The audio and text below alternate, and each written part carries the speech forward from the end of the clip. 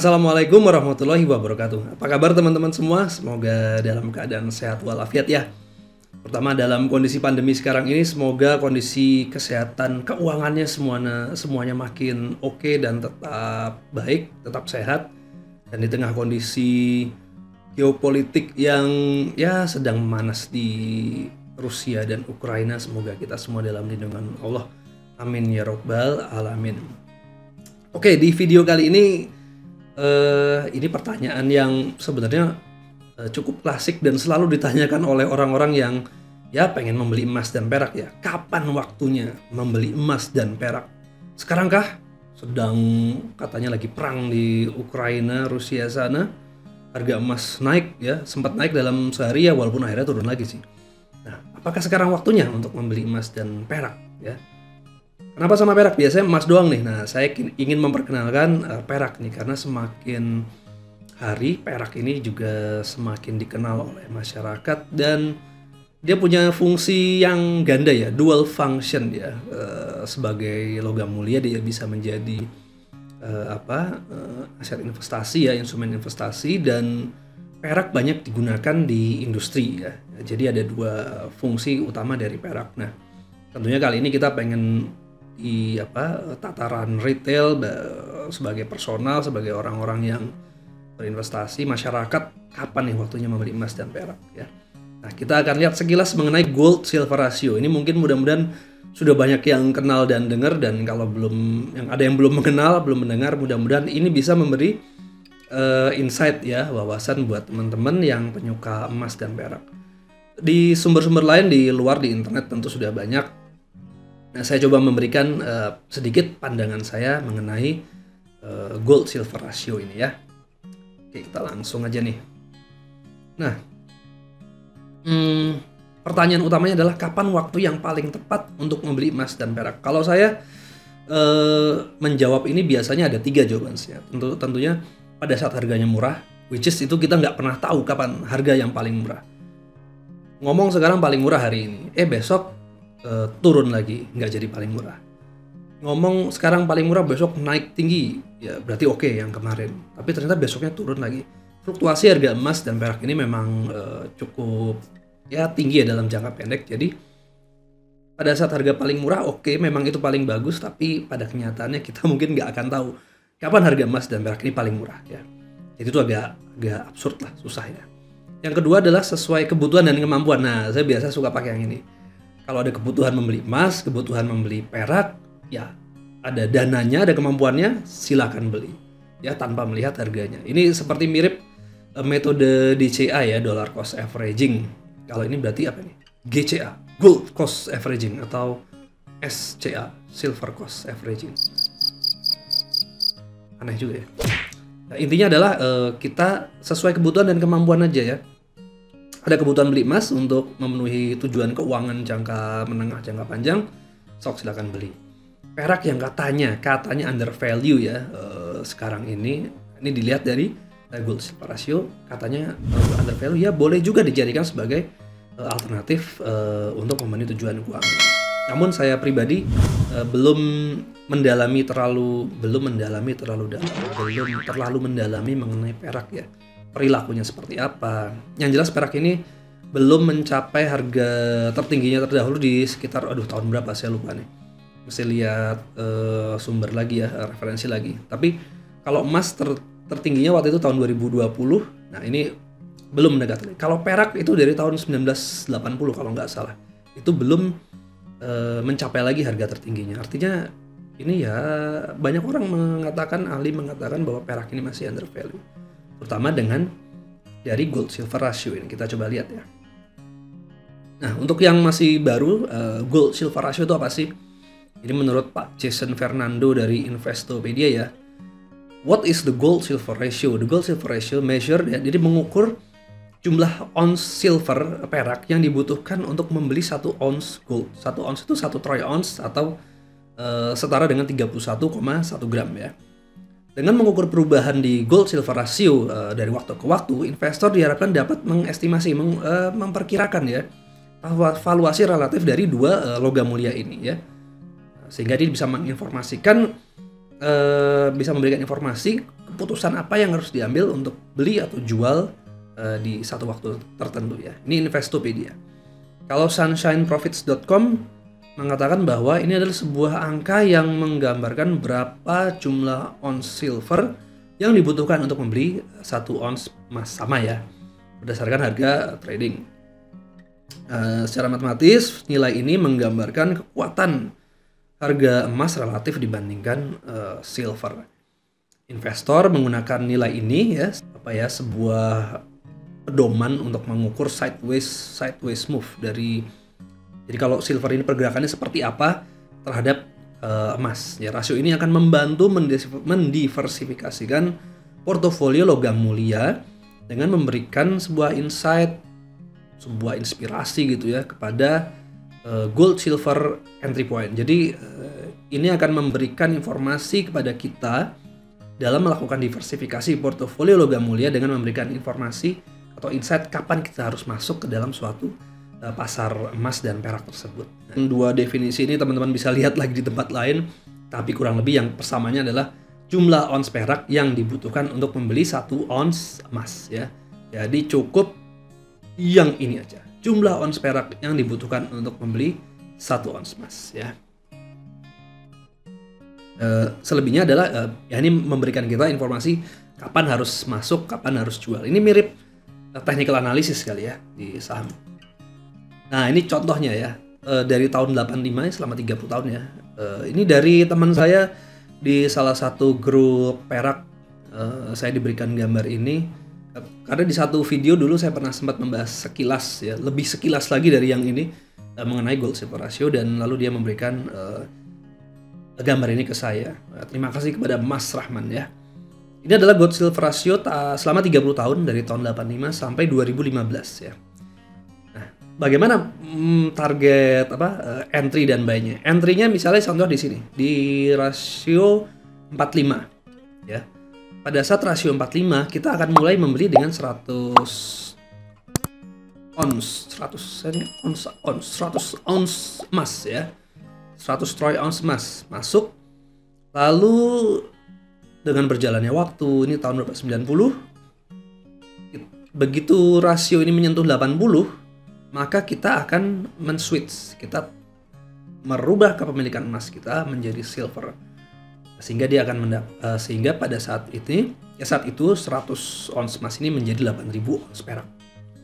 Pegang lagi terus biarin aja sampai di sini lagi tahun berapa nih? 2000 mungkin. Kembali di switch dari perak tadi ke gold. Dapatlah 177 ons. Pegang lagi, begitu 80 lagi, switch lagi silver. Begitu seterusnya, switch lagi gold, switch silver, switch gold, switch silver. Jadi kayak beli emas, jual emas beli perak, lalu jual perak beli emas, jual emas beli perak, jual perak beli emas, jual emas beli perak, jual perak beli emas, dan jual emas membeli perak. Seperti itu terus, sehingga selama 30 tahun dari 100 troy ounce gold kita dapat 44.000, atau mungkin dari yang tadi 8.000 menjadi 44.000. Wah, berapa kalinya ya. Selama kurun 30 tahun. Nah, tapi ini jadi seperti ini ya, tujuannya jadi bukan investasi, jadi seperti trading ya. Beli emas, lalu jual emas ya, untuk belikan perak. Artinya beli perak, jual perak ya. Seperti trading, emas peraknya di switch dijadikan seperti jual beli. Which is ini agak berbeda dengan karakteristik kalau kita investasi. Kalau kita investasi, maka di sini kita beli emas, maka ini baru akan kita jual jika sudah mencapai targetnya. Mencapai targetnya apa? Apakah dalam segi jumlahnya kita sudah cukupkah dengan 100 troy ounce misalnya? Kebutuhannya 100 troy ounce emas, tapi akan baru dibutuhkan 20 tahun lagi misalnya, which is ini 1985 tambah 20 berarti 2005. Jadi baru akan dijual di sini sebenarnya emasnya.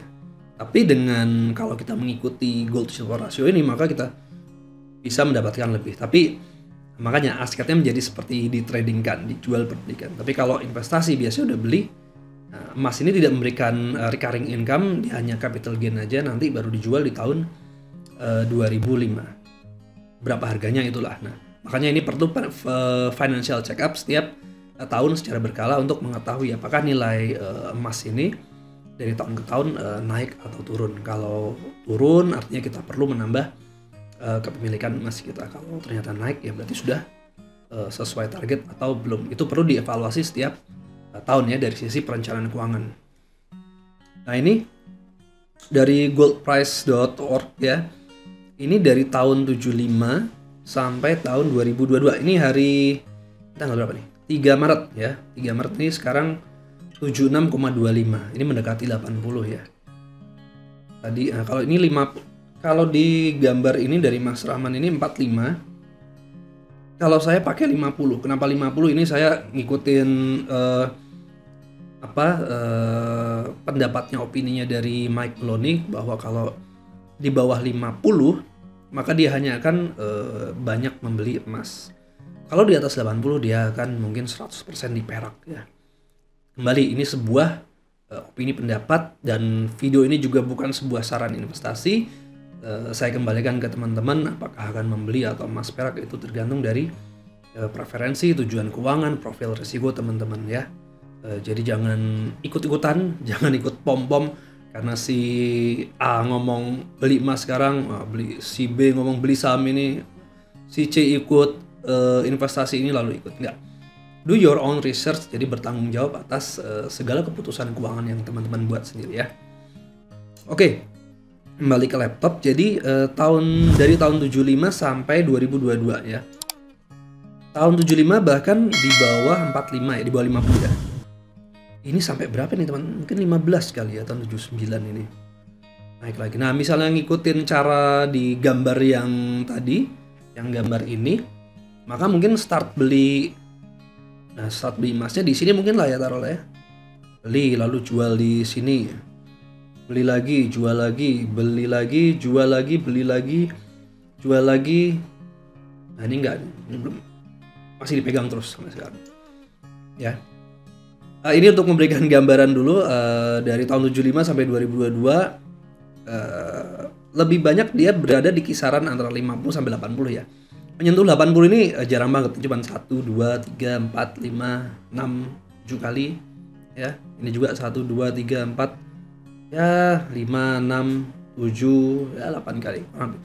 Kebanyakan ada di sini. Jadi tentunya kalau kita karakteristiknya sebagai tadi ya mau menjual belikan entry sell buy sell-nya itu mungkin perjalanannya bakal cukup panjang nih teman-teman ya. Tahun 85 selama puluhan tahun. Nah, kalau saya pribadi kan ini sharing ya. Jadi apa yang saya lakukan kalau dia ada di kisaran kalau saya membeli emas nih untuk tujuan keuangan saya. Tapi kalau ternyata sekarang ini ada di kisaran hampir 80, saya mungkin akan memperbanyak portofolio. Kalau saya punya dana misalnya 1 juta, maka 70%-nya saya belikan perak, 30%-nya emas. Jadi tetap emasnya saya akan tetap beli ya. Gitu. Ini dasarnya apa nih? Dasarnya sih dari Mike Maloney juga. Jadi nanti di slide berikutnya ada nih ya. Tapi nanti kita akan ke sana. Sementara ini, kalau tadi kan perjalanannya dari tahun 75 sampai 2022 ya.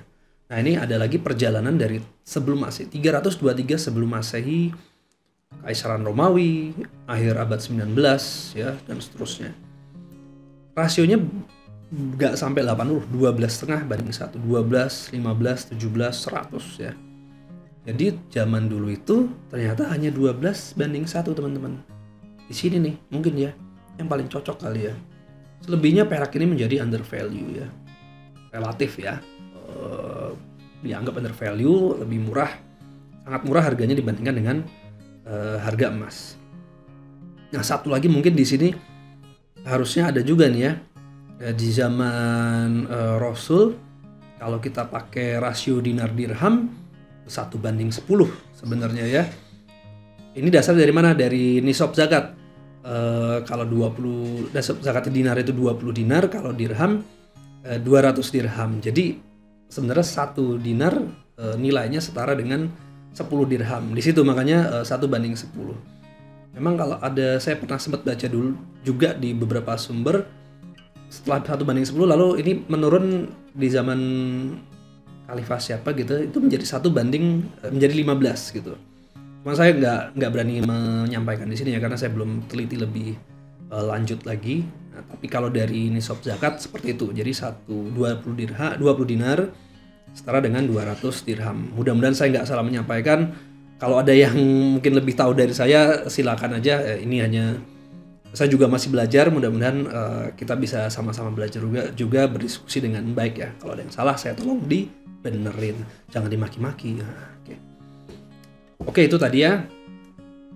Nah ini dari siapa? Ini dari Mike Maloney. Ini kalau kita kenal Goldfather Indonesia, ini keluarga emas Indonesia, Goldfather. Nah, maka Mike Maloney itu katanya adalah Goldfather-nya dunia. Wah, seru banget ya. Nah menurut Mike Maloney, kalau rasionya lebih dari 80, dia hanya akan beli silver. Ya. Artinya bukan dijual emasnya, tapi dia misalnya ada dana pembelian lagi untuk investasi lagi, dia hanya akan pusatkan di silver. Tapi kalau 80 sampai 55, seperti tadi sekarang 76 gitu, maka dia akan beli 70% silver, 30% gold.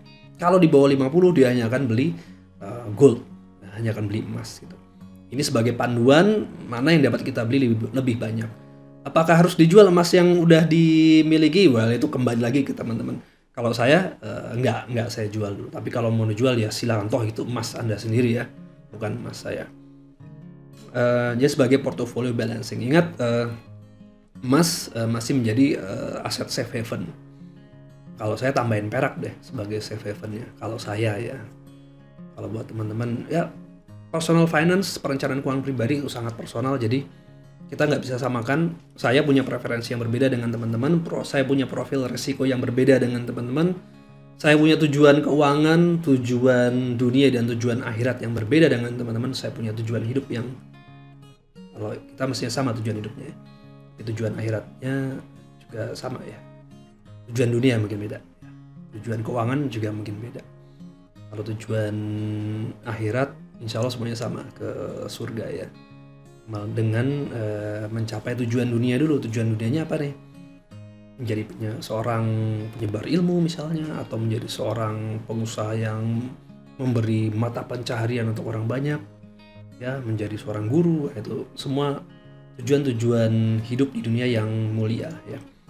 Mudah-mudahan kita semua punya tujuan hidup yang mulia dan bermanfaat untuk orang-orang sekitar. Amin. Kembali ke laptop lagi. Jadi ini adalah sebagai panduan portfolio balancing ya. Sudah itu aja ternyata. Nah, terima kasih. Silakan di like, subscribe ya. Mentor Keuangan, Gudang Emas dan Perak. Video ini saya upload ke kedua channel saya, dan ini IG saya juga sama, Mentor Keuangan serta Gudang Emas dan Perak. Sekali-sekali boleh mampir ke mentorkeuangan.com. Di situ ada buku Gold Based Financial Planning yang bisa di-download secara gratis. Mudah-mudahan bisa bermanfaat untuk teman-teman semua. Oke, demikian dari saya mengenai gold silver ratio. Kalau ada yang salah, saya mohon tolong dibenerin. Kalau ada yang bagus, mudah-mudahan itu bisa memberi manfaat buat teman-teman. Dan sekali lagi saya doakan semoga teman-teman bisa mencapai tujuan hidupnya semua melalui perencanaan keuangan yang baik. Mudah-mudahan, amin. Terima kasih. Wassalamualaikum warahmatullahi wabarakatuh. See you.